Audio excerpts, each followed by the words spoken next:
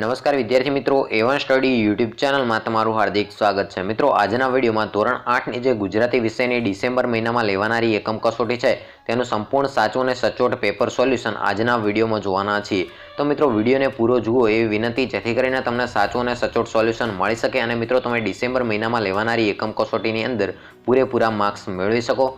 તો મિત્રો, વિડીયોની શરૂઆત કરતા પહેલા તમને એક વિનંતી છે કે જો તમે આપણી આ ચેનલ પર નવા છો અને ચેનલને હજી સુધી સબસ્ક્રાઇબ નથી કરી તો મિત્રો ચેનલને સબસ્ક્રાઇબ કરી અને બાજુમાં આપેલું છે બેલ આઇકન છે તેના ઉપર ક્લિક કરી દો, જેથી કરીને મિત્રો જે ડિસેમ્બર મહિનાની એકમ કસોટી છે તેના બધા જ વિષયનું સોલ્યુશન તમને આ ચેનલ પર સૌથી પ્રથમ મળી રહે અને મિત્રો તમે પૂરેપૂરા માર્ક્સ મેળવી શકો। તો મિત્રો જોઈએ ધોરણ 8નું ગુજરાતી વિષયની ડિસેમ્બર મહિનાની એકમ કસોટીનું સંપૂર્ણ પેપર સોલ્યુશન।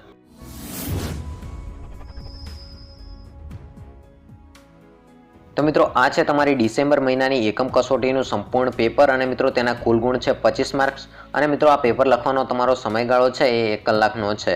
તો મિત્રો પ્રશ્ન નંબર 1 જોઈએ કે નીચેના પ્રશ્નોના જવાબ આપો। તો પ્રશ્ન નંબર 1 આપેલો છે કે કયા કયા પ્રસંગોએ વિદાય આપવાની કે વિદાય લેવાની થાય છે। તો મિત્રો આપ એના વિડીયોમાં જવાબ જોઈ શકો છો કે છોકરીના લગ્ન થવાથી સાસરે જાય ત્યારે, બીજો મુદ્દો છે કે બહારગામ વ્યવસાય કે ધંધા કરવા જાય ત્યારે, ઘરે આવેલ મહેમાનો જાય ત્યારે અને મિત્રો ચોથા નંબરનો મુદ્દો આપેલો છે કે છોકરાઓ બહારગામ ભણવા જાય ત્યારે વિદાય આપવાની કે લેવાની થાય છે। તો મિત્રો આ રીતે તમે જવાબ લખી શકો છો। તો આગળનો પ્રશ્ન જોઈએ, પ્રશ્ન નંબર 2। તો પ્રશ્ન નંબર 2 છે કે સંકલ્પ કરવાથી થતા ફાયદા અને 2 મુશ્કેલીઓ જણાવો। તો મિત્રો એના ફાયદા જોઈએ કે જીવનમાં સારા ગુણો વિકસે છે અને મિત્રો નિયમિતતા આવે છે।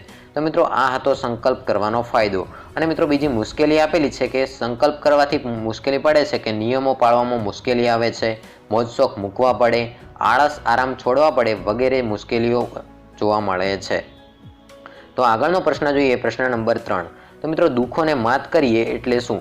તો એનો જવાબ લખવાનો રહેશે કે દર વખતે જીવનમાં દુઃખો આવે તો એમનાથી આપણે શા માટે હારી જવું? આ વખતે તો આપણે હિંમતથી દુઃખોનો સામનો કરીએ અને દુઃખોને જ હરાવીએ। તો એવી રીતે મિત્રો આગળનો પ્રશ્ન જોઈએ, પ્રશ્ન નંબર 2।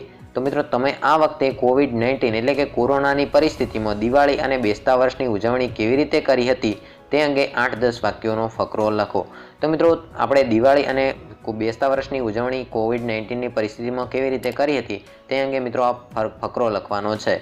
તો મિત્રો વિડીયોની અંદર તમને ફકરો આપી દીધો છે, તે જોઈ અને લખી શકો છો અને મિત્રો તમે તમારી રીતે પણ આ ફકરો છે એ લખી શકો છો કે તમે દિવાળી અને બેસતા વર્ષની ઉજવણી કેવી રીતે કરી હતી। તો મિત્રો આ વખતે કોરોનાની પરિસ્થિતિના લીધે મહામારી હોવાના કારણે બહારગામ ફરવા ન ગયા હતા અને ઘરના લોકો સાથે દિવાળી મનાવી હતી અને કોરોનાને લીધે બહારથી કંઈ ખાવાનું લાવ્યા ન હતા અને મિત્રો ઘરે મમ્મીએ બનાવેલ મીઠાઈ ખાધી હતી। તો મિત્રો આ રીતે તમારે ફકરો લખવાનો રહેશે અને માસ્ક પહેરીને સાલ મુબારક અને રામ રામ કર્યા હતા। તો મિત્રો આ રીતે ફકરો તમને આપી દીધો છે, તે તમે વિડીયોમાંથી જોઈ અને લખી શકો છો। તો આગળનો પ્રશ્ન જોઈએ, પ્રશ્ન નંબર 3। તો મિત્રો અહીંયા એક કોષ્ટક આપેલું છે, તેનો અભ્યાસ કરવાનો છે અને તેના પછી આપણે પ્રશ્નોના જવાબ લખવાના છે। તો મિત્રો આપ વિડીયોમાં કોષ્ટક જોઈ શકો છો કે પર્વતમાળા, રાજ્યો, લંબાઈ અને ઊંચાઈ।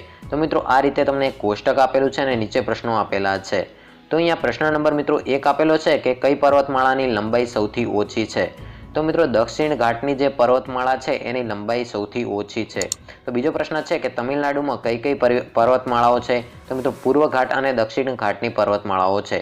ત્રીજો પ્રશ્ન જોઈએ કે અરવલ્લીની ઊંચાઈ કેટલી છે? તો મિત્રો 300 થી 900 મીટર। તો મિત્રો તેવી જ રીતે આગળનો પ્રશ્ન જોઈએ, પ્રશ્ન નંબર 4। તો મિત્રો પ્રશ્ન નંબર 4 છે તેનો જવાબ આવશે મધ્યપ્રદેશ અને તમિલનાડુ। તો મિત્રો પ્રશ્ન નંબર 5 આપેલો છે કે સૌથી ઊંચી પર્વતમાળા કઈ છે? તો મિત્રો આપ જાણતા જ હશો કે સૌથી ઊંચી પર્વતમાળા છે એ સાતપુડાની પર્વતમાળા છે। તો આગળનો પ્રશ્ન જોઈએ, પ્રશ્ન નંબર 4। પ્રશ્ન નંબર 4 આપેલો છે કે માગ્યા મુજબ કરો।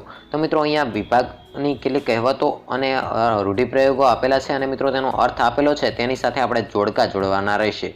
તો મિત્રો પ્રથમ અ વિભાગ અને બ વિભાગમાં આપેલું છે, અ વિભાગની અંદર આપેલું છે કે અધૂરો ઘડો છલકાય ઘણો। તો મિત્રો એનો અર્થ થશે કે ખાલી ચણો વાગે ઘણો। તો મિત્રો તેની સાથે તમારે જોડકા જોડવાના રહેશે। ઉતાવળે આંબા ન પાકે। તો મિત્રો એનો મતલબ થશે કે ધીરજ ના ફળ મીઠા। આગળનું જોઈએ કે કાંકરે કાંકરે પાળ બંધાય। તો મિત્રો એનો અર્થ એવો થશે કે ટીમ્પે ટીમ્પે સરોવર ભરાય। તો મિત્રો આ રીતે તમે જોડકા જોડી શકો છો। તો મિત્રો આગળ આપેલું છે કે કોરોનાને હરાવવો। તો મિત્રો રોગને માત કરવો। પાંચમું આપેલું છે કે સ્ખલિત થવું એટલે પોતાના સ્થાનેથી ખસવું। તો મિત્રો આ રીતે તમે રૂઢિપ્રયોગ અને કહેવતોના જે જોડકા છે એ જોડી શકો છો। આ ઉપરાંત મિત્રો આગળનો પ્રશ્ન જોઈએ કે પ્રશ્ન નંબર 5 તો એક ફકરો આપેલો છે અને મિત્રો એ ફકરાના અંદરથી આપણે દ્વંદ્વ સમાસના જે શબ્દો આપેલા છે તે શોધીને લખવાના છે। તો મિત્રો વિડીયોની અંદર તમને જે રાઉન્ડ કરી ગોળ રાઉન્ડ કરીને જે શબ્દો આપેલા છે એ દ્વંદ્વ સમાસના ઉદાહરણ છે। તો મિત્રો સૌપ્રથમ તો તમારે ફકરો વાંચવાનો રહેશે અને મિત્રો ત્યારબાદ ધ્યાનપૂર્વક તમારે દ્વંદ્વ સમાસના જે શબ્દો છે એ શોધવાના રહેશે। તો મિત્રો વિડીયોમાં જોઈ શકો છો કે રામ અને સીતા, રામ લક્ષ્મણ, માતા પિતા, એક બે, સવાર સાંજ વગેરે જેવા મિત્રો કેટલાક શબ્દો આપેલા છે એ દ્વંદ્વ સમાસના ઉદાહરણ છે। અને મિત્રો ત્યારબાદ તમારે નીચે લખવાના રહેશે। તો મિત્રો આપ વિડીયોમાં જોઈ શકો છો કે જેવી રીતે નીચે લખ્યા છે કે રામ અને સીતા, રામ અને લક્ષ્મણ, માતા પિતા એટલે કે માતા અને પિતા, એક બે એટલે મિત્રો એક અને બે, સવાર અને સાંજ। તો મિત્રો આ બધા જે શબ્દો છે એ દ્વંદ્વ સમાસના ઉદાહરણ છે। તો મિત્રો આ હતું તમારું ડિસેમ્બર મહિનાની એકમ કસોટી ધોરણ 8નું ગુજરાતી વિષયનું સંપૂર્ણ પેપર સોલ્યુશન। તો મિત્રો આશા રાખું છું કે આજના વિડીયોની અંદર તમને સંપૂર્ણ રીતે ડિસેમ્બર મહિનાની એકમ કસોટી વિશે ખ્યાલ આવી ગયો છે। તો મિત્રો આજનો વિડીયો પસંદ આવ્યો હોય તો વિડીયોને લાઇક કરી દેજો અને મિત્રો ચેનલને સબસ્ક્રાઇબ કરી દેજો। મિત્રો ચેનલને સબસ્ક્રાઇબ કરવું બિલકુલ ફ્રી છે, તો ચેનલને સબસ્ક્રાઇબ કરી દેજો જેથી કરીને મિત્રો બીજા વિષયની અને બીજા જે બધા ધોરણોની છે એની એકમ કસોટીના સોલ્યુશન તમને આ ચેનલ પર સૌથી પ્રથમ મળી રહેશે। તો મિત્રો આ વિડીયોને તમારા મિત્રો સુધી પણ જરૂરથી શેર કરજો જેથી કરીને તેમના સુધી પણ ડિસેમ્બર મહિનાની એકમ કસોટીનું સંપૂર્ણ સોલ્યુશન પહોંચી શકે અને મિત્રો એ પણ પૂરા માર્ક્સ મેળવી શકે। તો મિત્રો ફરી મળીશું નવા વિડીયોમાં નવી માહિતી સાથે। જય હિન્દ, જય ભારત।